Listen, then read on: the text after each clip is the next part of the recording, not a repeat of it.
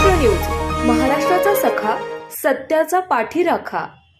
Maharashtra news, महाराष्ट्राचा सखा, सत्याचा पाठीराखा. महाराष्ट्र न्यूज, महाराष्ट्राचा सखा, सत्याचा पाठीराखा. महाराष्ट्र न्यूज, महाराष्ट्राचा सखा, सत्याचा पाठीराखा. सत्याचा पाठीराखा. महाराष्ट्र न्यूज, महाराष्ट्राचा सखा, सत्याचा पाठीराखा. महाराष्ट्र न्यूज, महाराष्ट्र न्यूज, महाराष्ट्राचा सखा, सत्याचा पाठीराखा. महाराष्ट्र न्यूज, महाराष्ट्राचा सखा, सत्याचा पाठीराखा. महाराष्ट्र न्यूज, महाराष्ट्र न्यूज, महाराष्ट्राचा सखा, सत्याचा पाठीराखा. महाराष्ट्र न्यूज, महाराष्ट्राचा सखा, सत्याचा पाठीराखा. महाराष्ट्र न्यूज, महाराष्ट्र न्यूज, महाराष्ट्राचा सखा, सत्याचा पाठीराखा. यही कहूँगा कि ये कथा को आप कथा के माध्यम से ही मत सुनिए।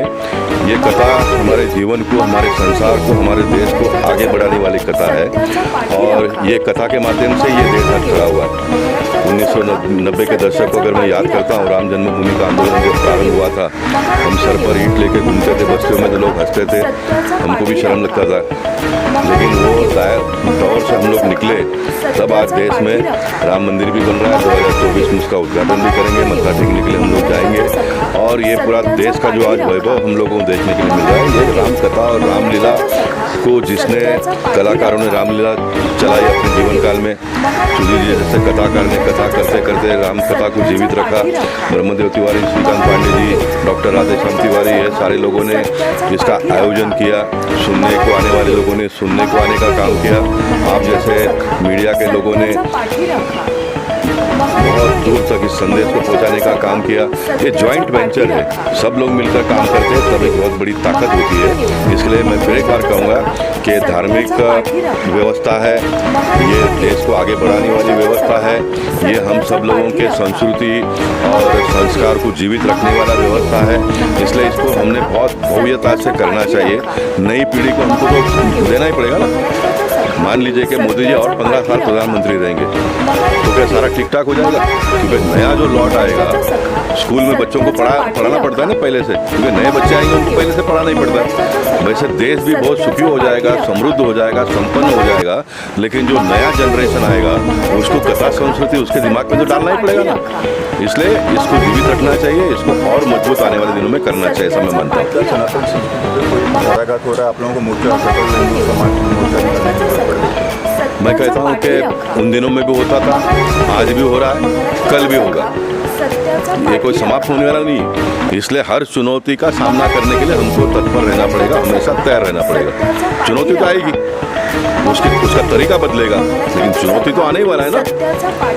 चुनौती तो आने वाला है। इसलिए कोई ये मानना नहीं चाहिए कि भाई चुनौतियाँ सब खत्म हो जाएगी। नहीं, बिल्कुल नहीं होगा।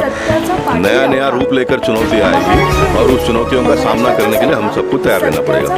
इसके लिए लोकसभा निश्चित गूंजेगी, लोकसभा तो गूंज रही है।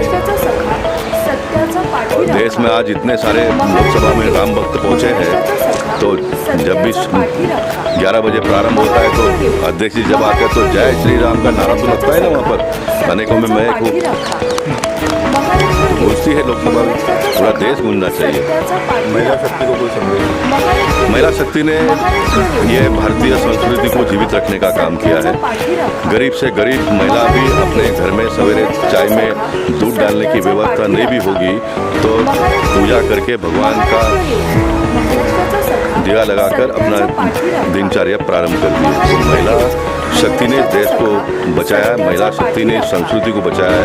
इसलिए आने वाले दिनों में जितने कथा में आप जितना ज़्यादा महिलाओं को लाओगे उतना समाज को लाभ होगा। क्योंकि जिस महिला के कोख से जो बच्चा जन्मेगा उसमें ऑटोमेटिकली भगवान राम का संदेश पहले से जाएगा।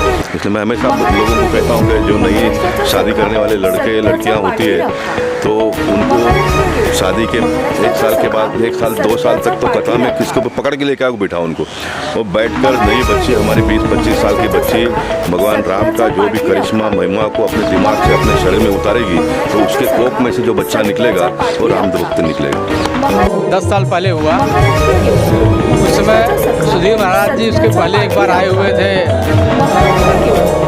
महाशंकर 24 जी का एक मंदिर है, संकट मोचन मंदिर है केतकी पहाड़ा में, तो वहाँ आए हुए थे। उन्होंने कथा कहा था, तभी हम लोग के मन में आया, मेरे और बंदे जी के मन में, कि महाराज जी कथा यहाँ करनी चाहिए। उसके बाद फिर दूसरे साल से हम लोगों ने शुरू किया और ईश्वर कृपा थी, सबका आशीर्वाद था कि सब लोग साथ देते गए और ये कार्यक्रम 10 साल तक चल रहा है, तब से चली रहा है। बीच में हम लोग 1-2 बार और श्री अतुल कृष्ण भरद्वाज जी कथा कराए थे, एक बार एक ब्रह्मचारी जी थे आए थे द्वारकाधीश से, उनसे भी कराए थे। तो ऐसे करके सब चल रहा है। बीच में कोरोना काल में 2 साल नहीं हुए थे।